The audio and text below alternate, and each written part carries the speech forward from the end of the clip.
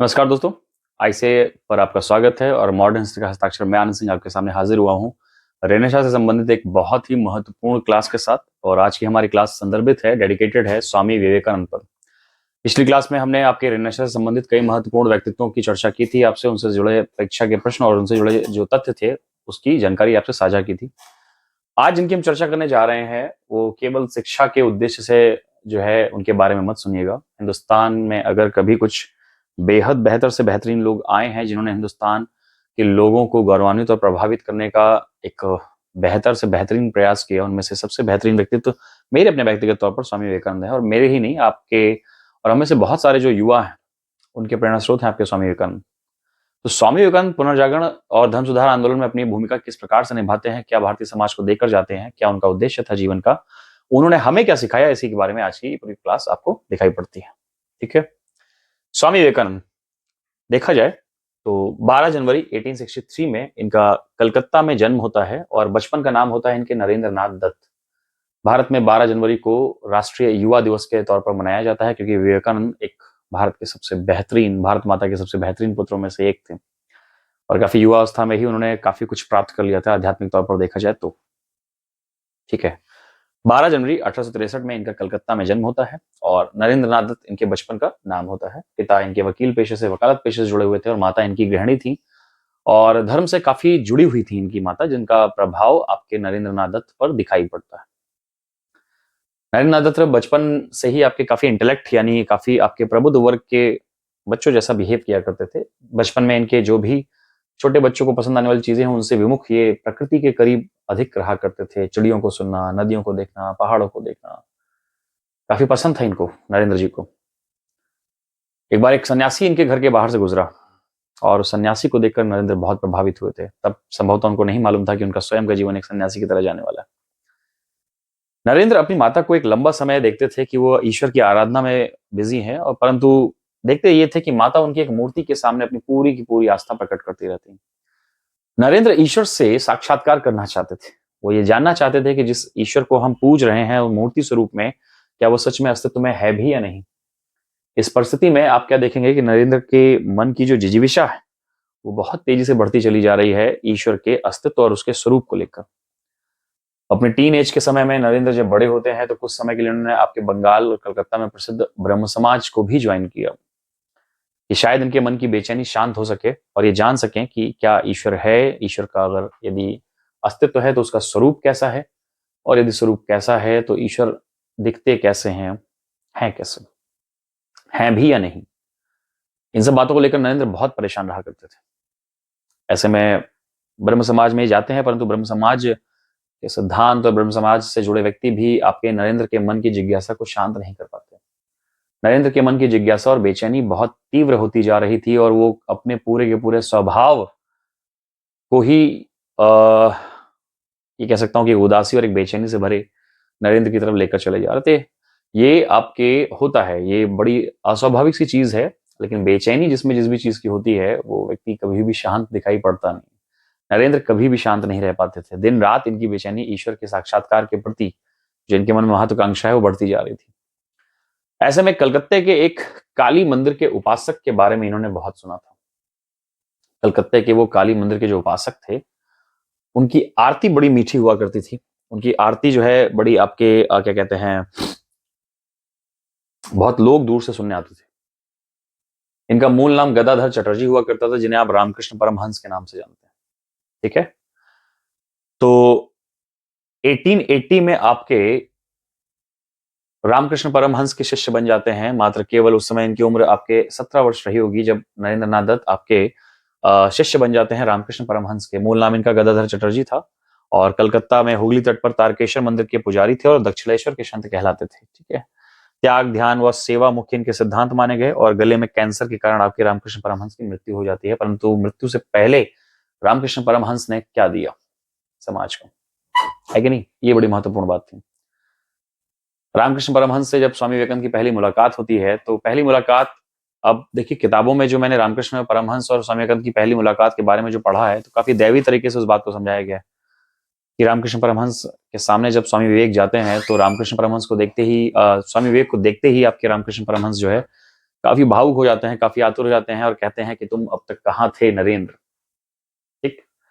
हो सकता है कि जब हम अपने राष्ट्रीय नायकों को या दैवीय नायकों को पूछते हो तो उनसे जुड़ी कुछ ऐसी ही चमत्कारिक कहानियों की उम्मीद करते हैं, संभवतः ऐसी ही चमत्कारिक कहानियों के थ्रू उन्हें महान बनाने का प्रयास करते हैं। पर मैं आपको बताऊं, ये मैं जिनके बारे में आपको बता रहा हूं, इनके लिए किसी भी प्रकार की हाइपरबोलिक बात कहने की आवश्यकता नहीं है। इनका खुद का व्यक्तित्व इतना शानदार था कि कोई दैवीय कहानी सुनाकर इनको महान बताने की आवश्यकता मुझे महसूस होती ही नहीं।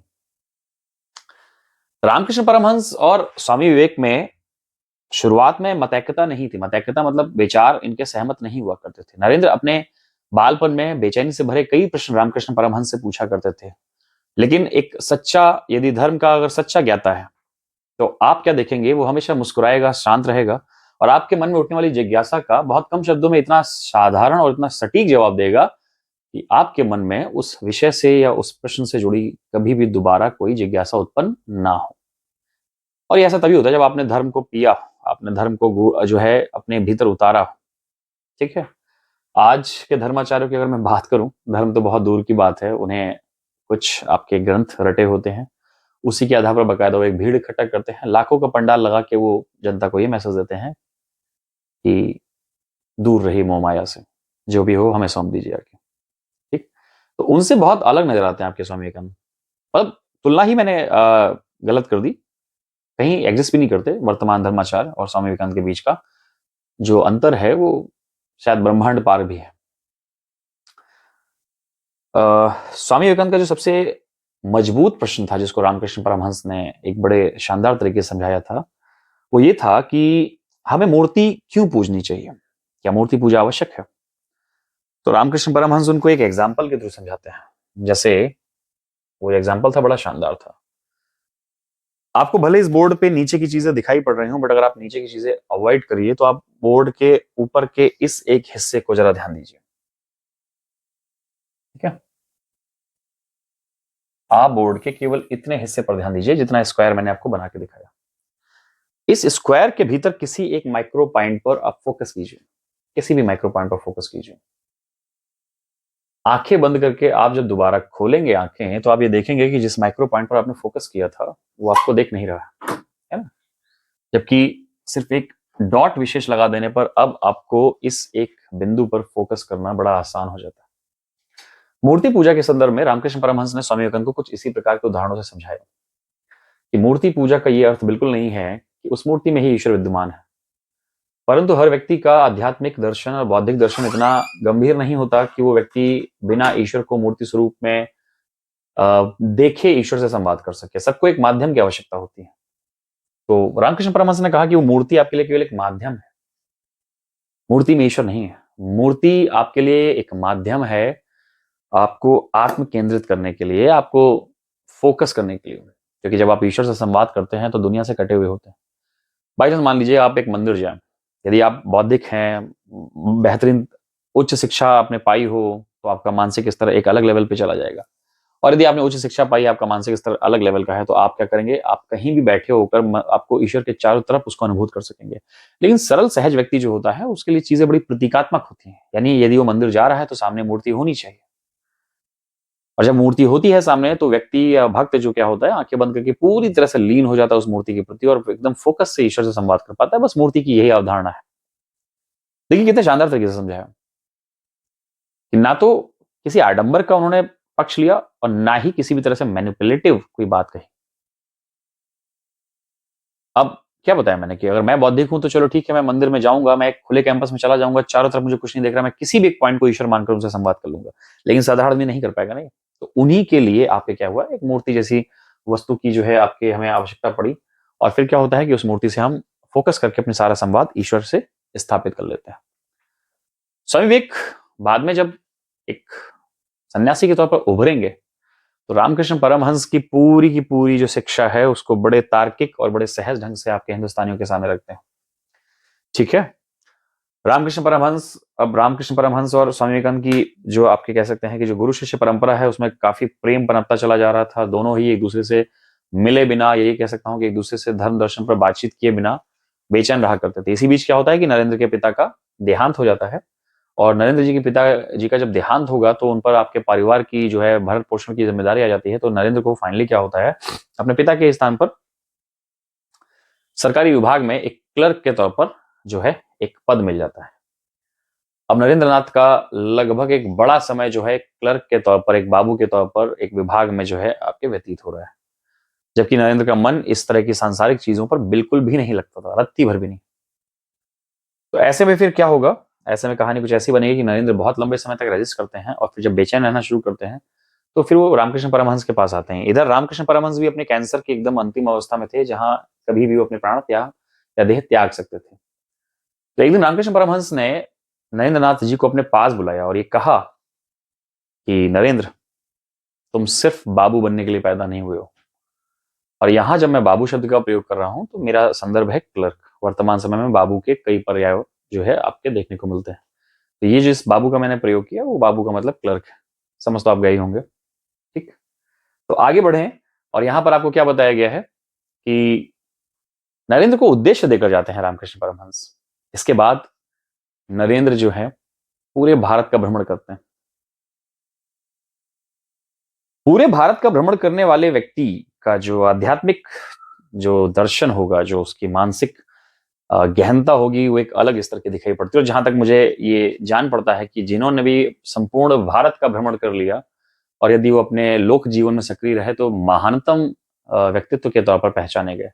चाहे बात मैं शंकराचार्य जी की करूं, जिन्होंने पूरे भारत का भ्रमण किया, चाहे मैं बात आपके स्वामी विवेकानंद जी की करूं, भारत का भ्रमण किया, चाहे मैं बात महात्मा गांधी जी की करूं, पूरे भारत का भ्रमण किया, चाहे मैं बात आपके देश के पहले प्रधानमंत्री पंडित जवाहरलाल नेहरू की करूं, पूरे भारत का भ्रमण किया, आपके अटल बिहारी वाजपेयी जी की बात करूं, पूरे भारत का भ्रमण किया, वर्तमान प्रधानमंत्री हैं। आप इनकी नीतियों से सहमत असहमत हो सकते हैं, आप इनके विचार विश्वास से सहमत असहमत हो सकते हैं, पर जिस पद पर वो आसीन हुए हैं, एक बड़े ही आपके साधारण बैकग्राउंड से आए, पूरे भारत का भ्रमण किया और आपके प्रशासन की छोटी से लेकर बड़ी तक की इकाई पर उनका बड़ा नियंत्रण जो दिखाई पड़ता है आपको, संभवतः उसके पीछे यही कारण रहा होगा कि उन्होंने पूरे भारत का भ्रमण किया। और मैं कह सकता हूं कि एक बेहतर से बेहतरीन पद पर जब वो आसीन हुए तो प्रभाव उनका बच्चा बच्चा देखता है। पर एक बात और याद रखिएगा कि सिर्फ भारत का भ्रमण करने से ज्ञान नहीं आता। भारत का भ्रमण करने के साथ साथ आपको लोगों से संवाद भी स्थापित करना पड़ता है, क्योंकि देश में कई और लोग भी हैं जो भारत का भ्रमण तो करते हैं, परंतु संभवतः वैसा विवेक अभी तक नहीं आ पाया। ठीक है, तो यहाँ पर आप क्या देखेंगे कि बकायदा जब वो इतने लंबे जब इतने हजारों किलोमीटर की यात्रा जब वो तय करते हैं, रोजाना चिंतन मनन करते हैं, अपने काम वो स्वयं करते हैं, शारीरिक श्रम को महत्व देते हैं, अनुशासन को महत्व देते हैं, है ना, ब्रह्मचर्य का पालन करते हैं, तो एक अलग स्वामी विवेकानंद या एक अलग नरेंद्र नाथ दत्त के तौर पर वो उभर कर आते हैं। नरेंद्र नाथ दत्त का जो व्यक्तित्व था वो बड़ा शानदार था। एक यंग एज के हैं, चेहरे पर एक अजब सी कांति, एक अजब सा तेज, शानदार व्यक्तित्व। मौके की बात करते हैं कि स्वामी विवेकानंद को आपके किस एक बात ने उन्हें भारत में एकदम चर्चा मिला दिया।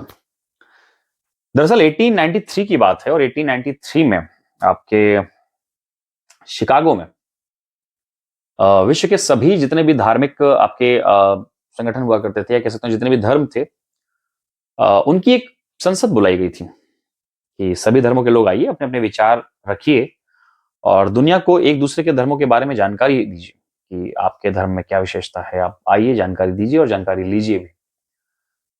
तो खेतड़ी जो आपके राजस्थान है, खेतड़ी में आपके तांबा बहुत पाया जाता है ना, खेतड़ी में तांबे की खान है बड़ी प्रसिद्ध सी। तो उसी खेतड़ी के राजा जो थे, उनको जब ये जानकारी मिलती है कि शिकागो में एक विश्व धर्म संसद सम्मेलन हो रहा है, तो उन्होंने नरेंद्र नाथ दत्त से बड़ी आपके जो है क्या कहते हैं जिद की कि महाराज आप इस सम्मेलन में शामिल होइए और हम ये चाहते हैं कि सनातन के बारे में या सनातन का प्रतिनिधित्व आपके शिकागो के उस विश्व धर्म संसद सम्मेलन में आप ही करें।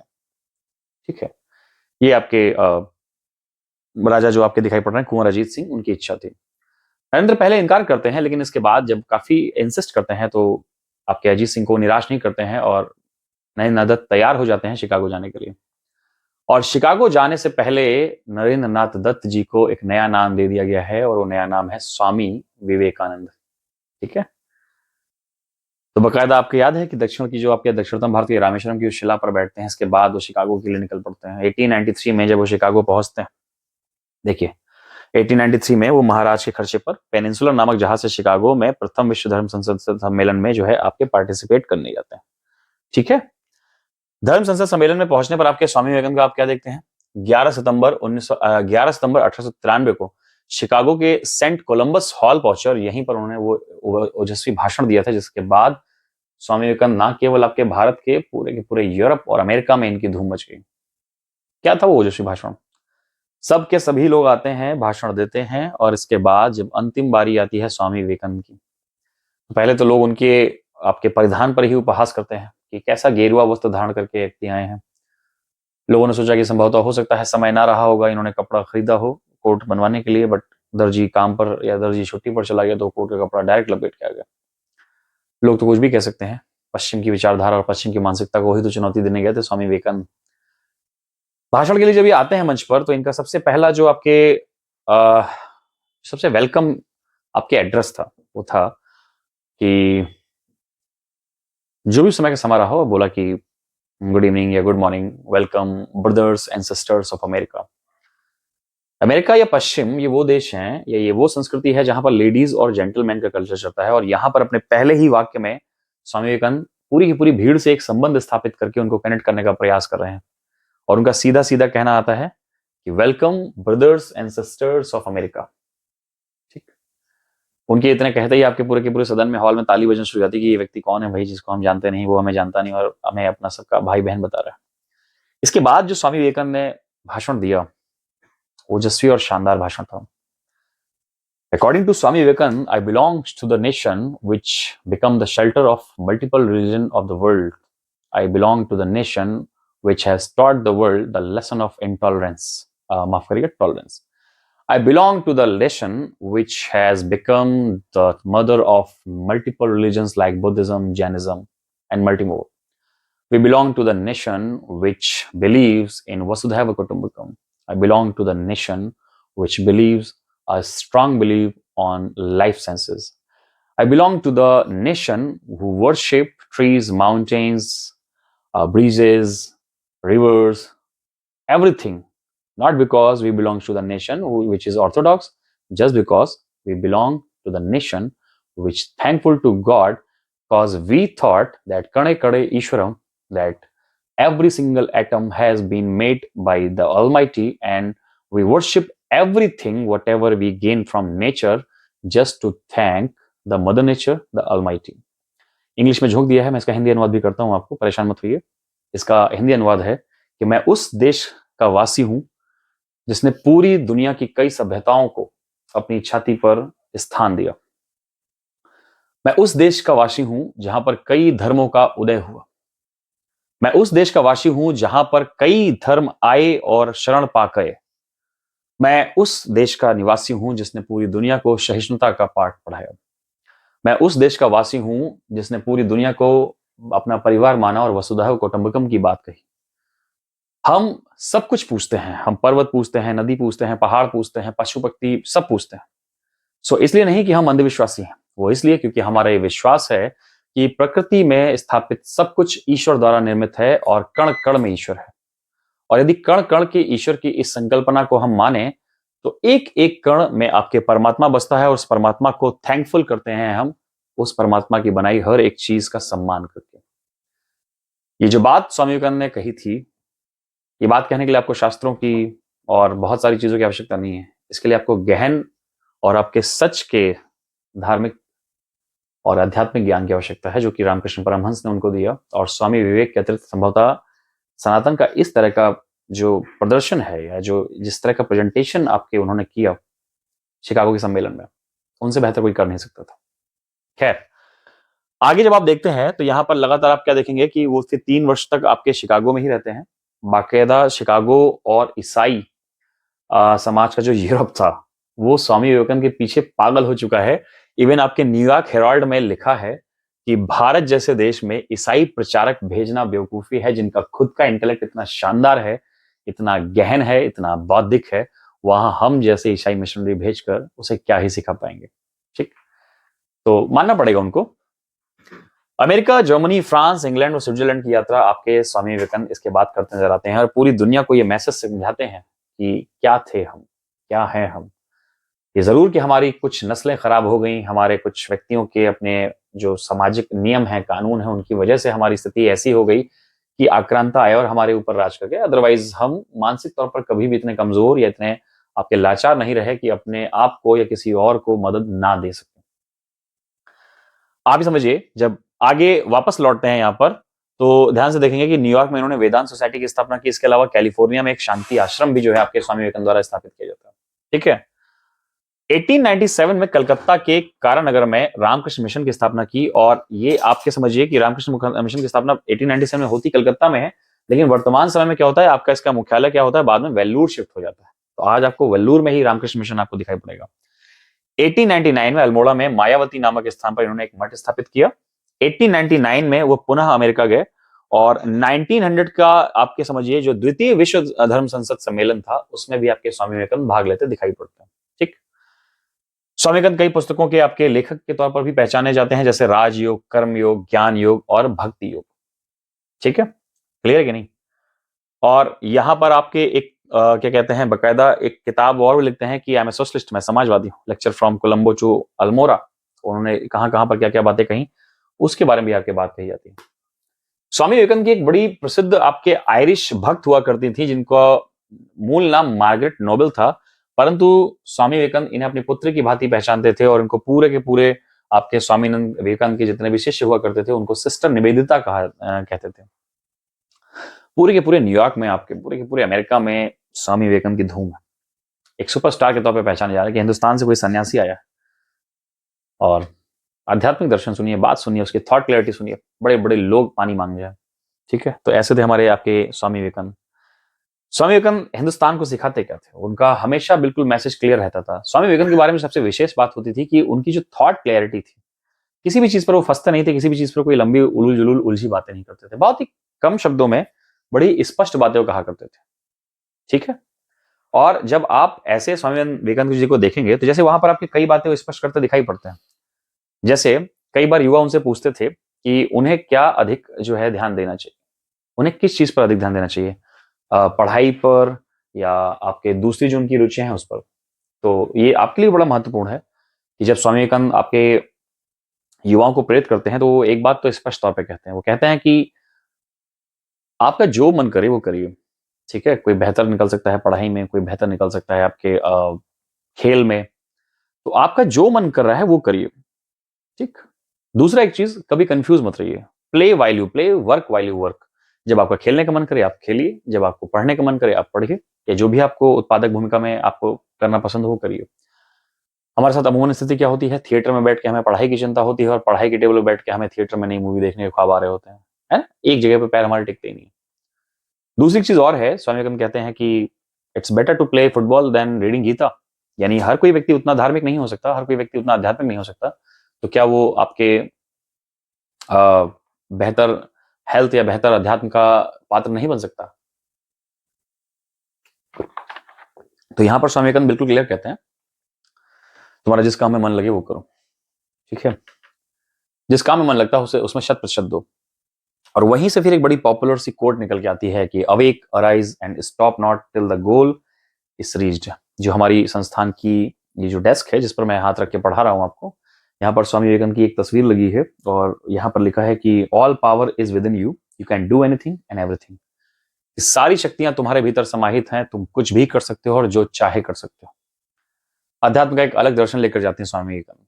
ऐसे ही नहीं, उन्हें आपके भारत का सबसे शानदार युवा, और ये कह सकता हूं कि भारत का आध्यात्मिक पिता कहा जाता है।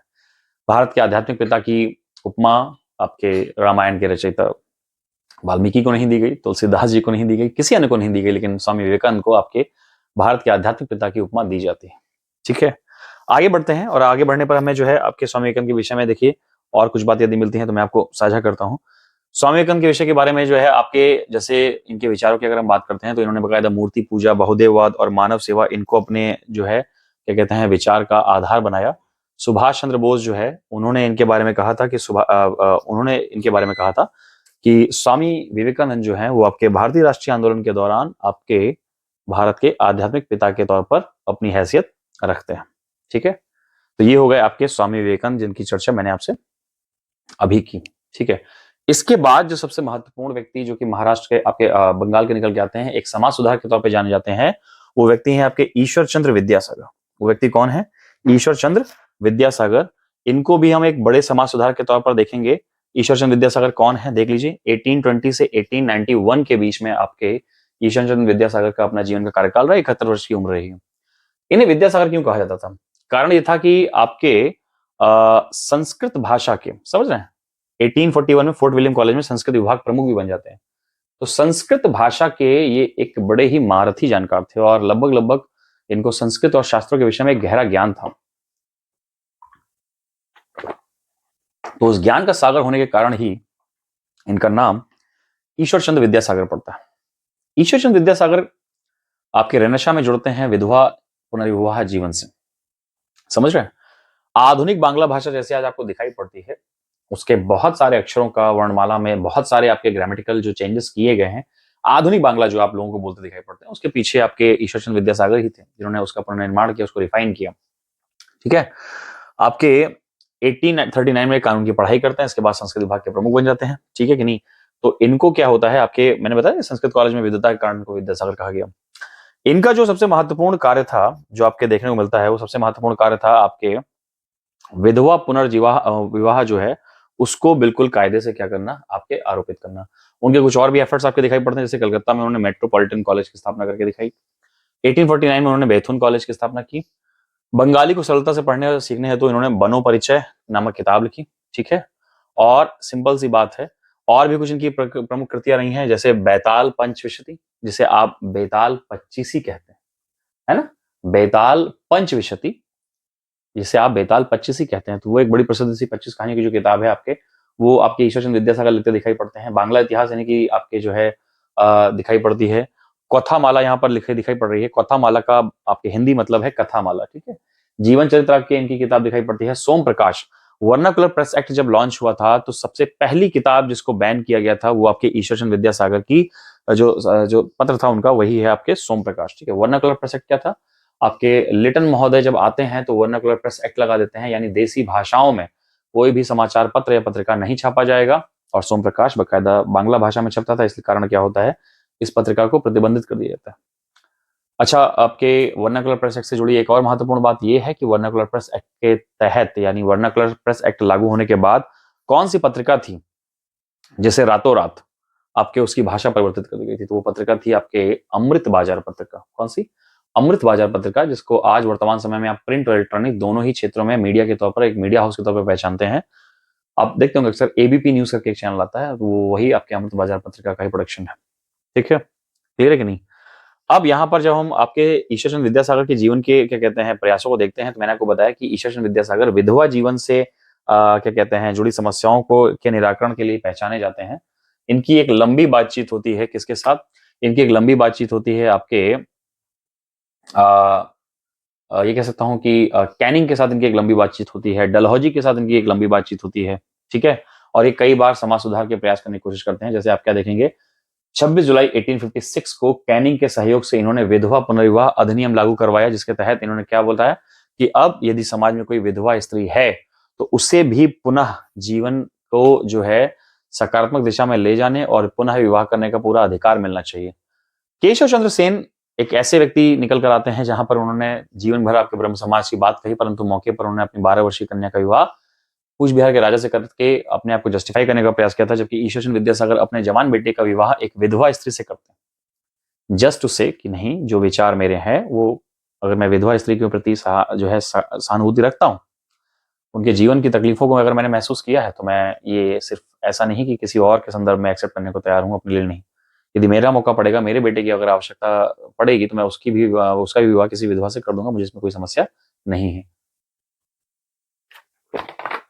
तो यहां पर आपके ईश्वर चंद्र विद्यासागर भी जो है आपके एक जो है बेहतर से बेहतरीन समाज सुधारकों में जाने जाते हैं। काफी प्रश्न इन पर बनते भी हैं। ठीक है, बंगाल में धारा 15 द्वारा क्या होता है, विधवा पुनर्विवाह जो है कानूनी रूप से मान्य हो जाता है। कब? जबकि आपके कैनिंग के महोदय से ऐसा प्रयास करते हैं। 1891 में इनके निधन पर आर एन टैगोर ने कहा कि 4 करोड़ बंगाली हैं, परंतु उसमें इंसान केवल एक था, और वो था कौन? ईश्वर चंद्र विद्यासागर। ठीक, इसके बाद अगला नाम आपको दिखाई पड़ेगा और वो अगला नाम है आपके डीके कर्वे का। किसका? डीके कर्वे का। ये आपके पश्चिमी भारत से जुड़े एक व्यक्ति थे, ध्यान से समझते हैं। फर्ग्यूसन कॉलेज के प्राध्यापक थे Dhondu Keshav Karve, DK Karve. Fergusson college के ये प्राध्यापक थे। 1893 में इन्होंने एक विधवा ब्राह्मणी से विवाह किया था और 1899 में इन्होंने एक विधवा आश्रम भी स्थापित किया था, क्योंकि संभवतः विधवा जीवन से परिचित होंगे कि कितनी पीड़ा में रहता है। 1906 में 1906 में आपके क्या होता है, प्रथम भारतीय महिला विश्वविद्यालय स्थापित किया जाता है। और यहां बंबई लिखा है, बट बंबई के पुणे शहर में स्थापित किया जाता है। 1906 में आपके बंबई के पुणे शहर में देश का पहला महिला यूनिवर्सिटी स्थापित किया जाता है। समझ रहे हैं? और ये देश का जो पहला महिला यूनिवर्सिटी आपको दिखाई पड़ रहा है, ये आपके डीके कर्वे द्वारा स्थापित किया जा रहा है। ठीक है। और इन्हीं के एक सहयोगी थे विष्णु शास्त्री पंडित। उन्होंने 1850 में विडो रिमैरिज एसोसिएशन भी स्थापित किया था डीके कर्वे की सहायता से। ठीक, चलिए, डीके कर्वे के बाद अगला नाम आता है आपके एक दलित समाज उद्धारक का, जिनका नाम है ज्योतिबा फुले। क्या नाम है? ज्योतिबा फुले। दलित समाज की शिक्षा पर आपके बल देते थे ज्योतिबा फुले, महाराष्ट्र के ही थे ये भी। और दलित शिक्षा की बात करते थे। दलित समाज के जो व्यक्ति थे, जिनको दिन में आपके कामकाज की जिम्मेदारियों के कारण क्या होता है, आपके शिक्षा का अवसर नहीं मिल पाया, उनके लिए बकायदा नाइट स्कूल चलाते दिखाई पड़ते हैं। ठीक है। तो ज्योतिबा फुले जो है आपके महाराष्ट्र में एक प्रमुख जनजातीय, ये कह सकता हूँ कि जातीय नेता थे, जिन्होंने बकायदा जो है आधुनिक शिक्षा और दलित समाज के मानसिक और शैक्षिक स्तर को सुधारने का प्रयास करने का एक बड़ा नाम हम मान सकते हैं उनको। 24 सितंबर जो है आपके 1873 को, कब? 24 सितंबर 1873 को उनके द्वारा सत्य शोधक समाज की स्थापना की जाती है। ठीक है। 1910 में फुले से प्रभावित आपके मुकुंदराव पाटिल ने बहुजन समाज की स्थापना की। अब अगर सत्यशोधक समाज से जुड़े जो आपके प्रश्न बनते हैं, ज्योतिबा फुले से जुड़े जो प्रश्न आपके मैक्सिमम पूछे गए हैं, मैंने आपके एक साइड किनारे लिख दिए हैं। गुलामगिरी इनकी प्रसिद्ध रचना थी, और गुलामगिरी पर प्रश्न कईयों बार बारंबार पूछा जा चुका है कि गुलामगिरी किसकी रचना है। वो आपके सत्यशोधक समाज के फाउंडर ज्योतिबा फुले की रचना है। सार्वजनिक सत्यधर्म एवं दीन बंधु समाचार पत्र जो है वो इनका अलग एक क्या कहते हैं समाचार पत्र भी था, जो कि काफी प्रसिद्ध था, काफी प्रसिद्ध था। ठीक है। इसके बाद हम समाज सुधार आंदोलनों में आगे बढ़ते हैं। तो आगे किसका नाम देखने को मिलता है? आगे हमें देखने को मिलेगा नाम एक और वो नाम है आपके एक बड़ा प्रसिद्ध एंग्लो इंडियन लड़का था, जिसका नाम है हेनरी विवियन डेरोजियो। क्या नाम है? Henry Vivian Derozio. ठीक है। एक एंग्लो इंडियन था ये, समझ रहे हो? भारत के मूल में पैदा होता है, लेकिन इसकी माँ जो है वो एक अलग यूरोप के देश की थी, और उसके पिता जो है वो एक अलग, जैसे इनके पिता जो थे वो पुर्तगाल के थे और इनकी जो माता थी वो अंग्रेज की थी, परंतु इनका दोनों का इसका जन्म कहाँ हुआ था? भारत में। तो इस प्रकार से वो एक एंग्लो इंडियन कहलाएगा। ठीक है।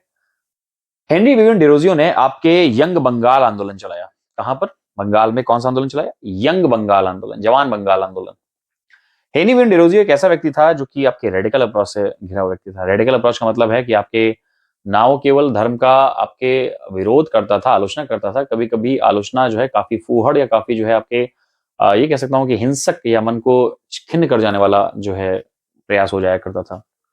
हेनरी विवियन डेरोजियो भी कोई साधारण आदमी नहीं था। 18 आपके, जब मैंने आपको बताया था कि आपके हिंदू कॉलेज की स्थापना जब राजा राममोहन राय ने की थी, तो उसी हिंदू कॉलेज में आपके मात्र 17 वर्ष की उम्र में ये क्या करता है, आपके किसका? दर्शन का प्राध्यापक होता है, परंतु अपनी इसी तरह की रेडिकल, जो सनातन धर्म के खिलाफ जो रेडिकल बातचीत करते थे आपके यंग बंगाल आंदोलन के लीडर हेनरी विवियन डेरोजियो, उसके कारण उन्हें हिंदू कॉलेज से बर्खास्त कर दिया जाता है।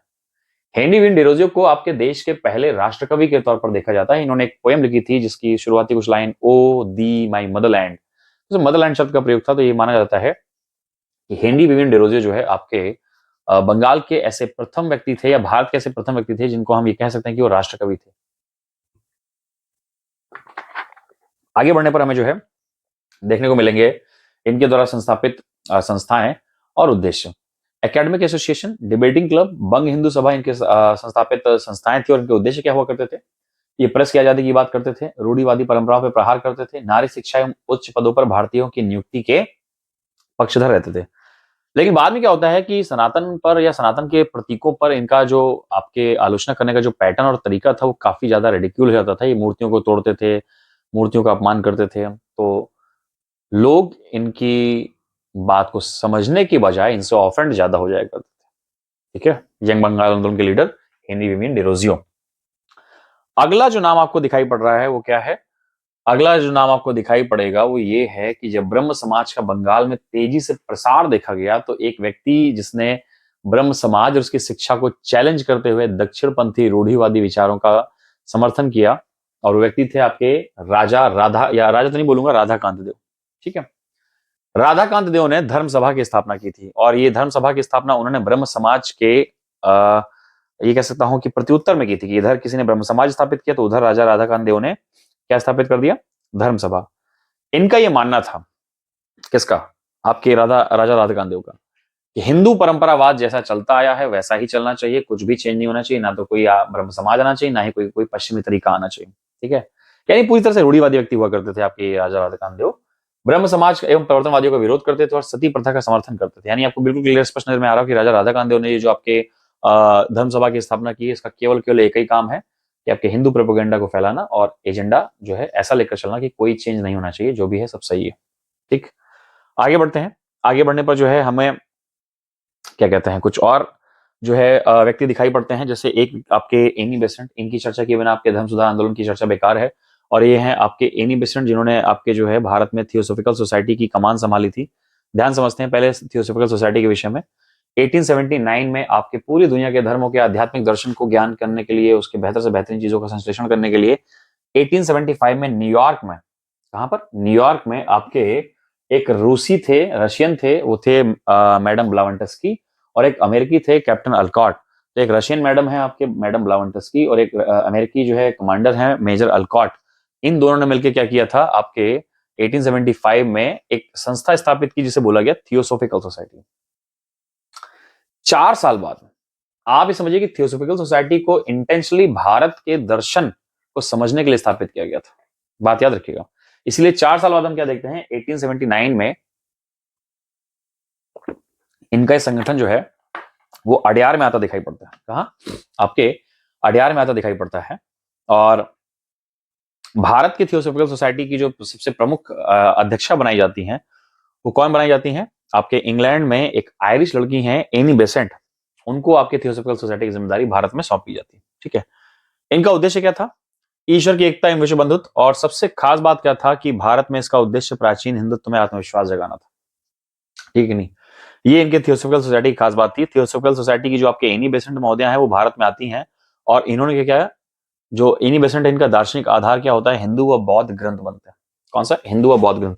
देखिए सीधा सीधा प्रश्न, ऐसी ही लाइन उठाकर मैंने रख दी है, ये सीधा सीधा एक बार पूछे गए प्रश्न की लाइन है कि आपके एनी बेसेंट का दार्शनिक आधार क्या बनता है। तो आपके एनी बेसेंट का दार्शनिक आधार जो है हिंदू एवं बौद्ध ग्रंथ बनते हैं। एनी बेसेंट के बारे में बड़ी रिडिकुलस बातें सुनने को मिलती हैं। जब ये बनारस आती हैं तो बनारस में इनका एक मुख्य उद्देश्य ये था कि वो भारतीय धर्म दर्शन को समझ सके, परंतु बाद में क्या देखा जाता है कि कुछ आपके तांत्रिक ओझाओं के चक्कर में पड़ जाती है। ठीक है, तो तांत्रिक ओझाओं के चक्कर में आपके जब ये पढ़ते दिखाई पड़ती हैं तो कई बार इनको जो है बनारस में आपके मंत्र होम हवन वगैरह में भी आपके सक्रिय देखा जाता है। ठीक है कि नहीं, चलिए। एनी बेसेंट भारत में सबसे ज्यादा जो पॉपुलर होती हैं वो पॉपुलर होती हैं अपने होम रूल आंदोलन की वजह से। कौन से, होम रूल आंदोलन यानी गृह शासन आंदोलन के दौरान 1915 में ही आपके एनी बेसेंट ने आगाह कर दिया था कि होम रूल आंदोलन जैसे एक राजनीतिक आंदोलन के विषय में मैं सोच रही हूँ। तो कांग्रेस ने जब इसे गंभीरता से नहीं लिया तो बाकायदा उन्होंने क्या किया, आपके होम रूल आंदोलन चलाया। लेकिन भले ही कांग्रेस ने उसे गंभीरता से ना लिया हो, लेकिन बाल गंगाधर तिलक ने होम रूल आंदोलन को बहुत गंभीरता से लिया था। इसलिए सितंबर 1916 में अगर एनी बेसेंट शुरू करती दिखाई पड़ती हैं तो उसके ठीक 4-5 महीने पहले अप्रैल 1916 में ही आपके बाल गंगाधर तिलक भारत में होम रूल आंदोलन चलाते हैं।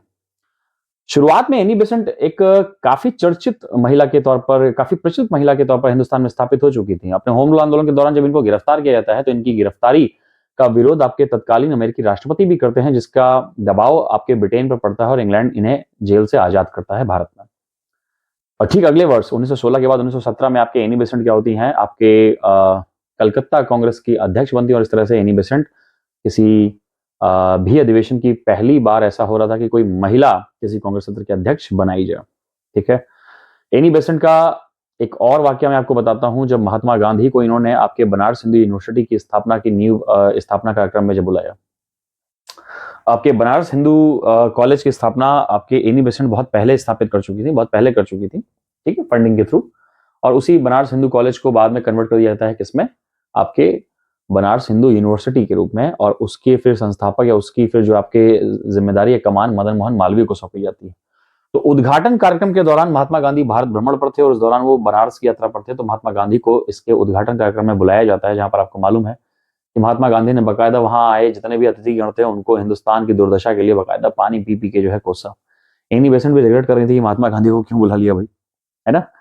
धीरे धीरे फिर क्या होता है कि महात्मा गांधी से इनकी जो विचार भिन्नता है वो बढ़ती चली जाती है। असहयोग आंदोलन के दौरान फिर क्या होता है कि एनी बेसेंट वगैरह जो है कांग्रेस से अपने इस्तीफा देती हुई नजर आती है। ठीक है, तो एनी बेसेंट के बारे में आपके सारी बातचीत थी। आगे देखते हैं आपके सनातन के बाद। आपको सनातन देखिए बहुत सारे लोग आपको दिखाई पड़ गए। अब हम बात करते हैं पारसी धर्म के सुधार की। किसकी? पारसी धर्म। पारसी धर्म यानी आपके पारस यानी कहां से? पर्शिया से, यानी ईरान से आए धर्मावलंबियों का जो है भारत में अगर हम देखें तो संभवतः एक पुराना जो डाटा मैं आपको बता रहा हूं, एक समय हिंदुस्तान में लगभग 50 से 60 हजार पारसी रह गए थे। ठीक, ईरानी रह गए थे। और आप क्या देखेंगे, पारसियों में कुछ समस्याएं निकल के आती थी। पहली बात तो ये जो उनकी धार्मिक जड़ता थी, पहला तो वो समस्या। दूसरा, पारसी अपने व्यापार रोजगार में इतना इन्वॉल्व रहते थे कि ये बहुत जल्दी विवाह करने के बारे में नहीं सोचते थे। अक्सर ये 35-40 की उम्र में विवाह करते थे, तब जबकि विवाह का जो आपके उद्देश्य है एक परिवार का निर्माण करना, उसमें काफी लेट हो जाया करता था। ठीक है, पारसियों में आपके धर्म सुधार आंदोलन की कमान संभालते हैं आपके दादा भाई नौरोजी। कौन? दादा भाई नौरोजी, जिन्होंने 1851 में ही, समझ रहे हैं, आपके स्वतंत्रता संग्राम से पहले 1851 में ही आपके दादा भाई नौरोजी जो है एस बंगाली और आर के कामा के साथ व फरदोंजी द्वारा के साथ आपके एक रहनुमाई मजदायसान नामक एक संस्था स्थापित करते हैं, जिसका कार्य था कि पारसी धर्म की शुद्धता को प्राप्त करना। ठीक है, स्त्री सुधार, पर्दा प्रथा और विवाह की आयु पर कार्य किया, जैसा कि मैंने आपको बताया था। दादा भाई नौरोजी ने सभा की पत्रिका रफ्त गुफ्तार गुजराती में निकाली। अभी आपके सामने दादा भाई नौरोजी आ रहे हैं। दादा भाई नौरोजी की थोड़ी सी बातचीत कर लेते हैं। दादा भाई नौरोजी भारत के great grand old man of India कहे जाते हैं। आपके कैंटबरी से ये भारत के पहले व्यक्ति थे जो ब्रिटिश संसद में पहुंचे, यानी सांसद बने। तो इंग्लैंड में सांसद बनने वाले पहले व्यक्ति हुआ करते थे आपके कौन? दादा भाई नौरोजी। राफ्त गुफ्तार इनका समाचार पत्र था और रहनुमाई मजदायसान इनका प्रमुख संगठन था। कांग्रेस के 3 बार जो है आपके ये सदस्य आपके अध्यक्ष बनते दिखाई पड़ रहे हैं। कांग्रेस के प्रथम पारसी अध्यक्ष के तौर पर भी इनको जाना जाता है और 1906 में जब ये आपके कलकत्ता कांग्रेस में बैठते हैं तो उससे आपके जो है उसमें आप क्या देखते हैं कि स्वराज शब्द का सबसे पहली बार प्रयोग होता आपको दिखाई पड़ता है। भारत के संदर्भ में अगर हम दादा भाई नौरोजी की बात करें तो दादा भाई नौरोजी ने आपके ड्रेन ऑफ वेल्थ थ्योरी, यानी आपके समृद्धि के निस्पंदन की थ्योरी उन्होंने समझाई थी, जहां तक वो बताना चाहते थे कि किस प्रकार से ब्रिटेन भारत का तेजी से आर्थिक शोषण करते हुए पूरी की पूरी भारत की जो समृद्धि है, जो आपके प्रॉस्पेरिटी है, उसे कहां शिफ्ट कर रहा है? उसे लंदन शिफ्ट कर रहा है, उसे ब्रिटेन शिफ्ट कर रहा है। ठीक है, तो धन दोहन का सिद्धांत जो आपके प्रस्तुत होते दिखाई पड़ते हैं वो आपके दादा भाई नौरोजी द्वारा ही प्रस्तुत किया गया और दादा भाई नौरोजी एक प्रमुख पारसी सुधार या सुधारक के तौर पे आपके सामने निकल के आते हैं। ठीक है, आगे बढ़ते हैं। आगे बढ़ने पर हमें क्या दिखाई पड़ेगा, ध्यान से देखेंगे हम। एक मिनट रुकिए।